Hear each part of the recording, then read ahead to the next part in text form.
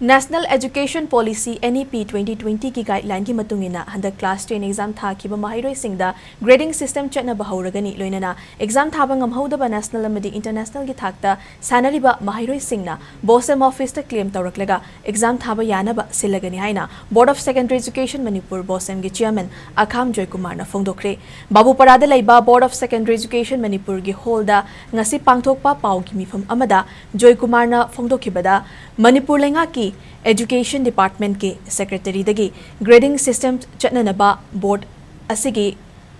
खंगहलकपदगी मतुंगिना general body meeting अमा फमलबा मतुंग ग्रेडिंग सिस्टम असी चटनबा हाइना यानखिबनी लोइनना ग्रेडिंग सिस्टम असी हंदक पांगथोखिबा ISSLC एग्जाम थाखिबा महाइरोय सिंगदगी चटनबा हौरगनी हानगी परसेंटेज सिस्टम असिना महाइरोय सिंगदा अवाबा कया मायोक नरंबा अदु ग्रेडिंग सिस्टम असिना महाइरोय सिंगदा खरा मखैदी खुदोंग चाहलगनी सानरोय सिंगना नेशनल अमदी इंटरनेशनल की थाकता सानरिंगैदा एग्जाम थाबा ngamhaudaba महाइरोय कया अमा लेरी सानरोय सिंग असिगी येंगलगा हंदक चही असिदगी सानरोय अमना एग्जाम थाद्रिंगैदा टूर्नामेंट का फंगजनरे एग्जाम थाबा याहनबियु हाइना इंडिविजुअल एप्लीकेशन फॉर्म अमा बोसम ऑफिस ता क्लेम तौरकपा मतमदा बोसम ना एग्जाम थाबा यानबा सिलगनी मसिदा सुनतना लाकदोरिबा मे था सिदा ISSLC एग्जाम की रिजल्ट हाइदोकनबसु होनरगनी हाइना फोंदोखी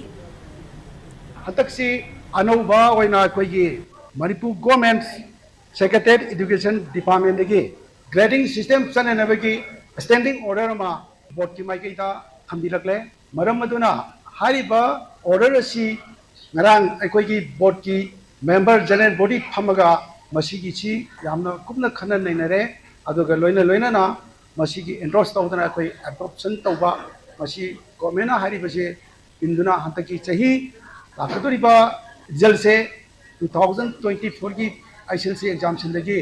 चनबा हौबायना यानखरे अखोगी सिस्टम असिना मरम ओरगा अंगांग सिंदा यामना स्ट्रेस बर्डन ओरबदु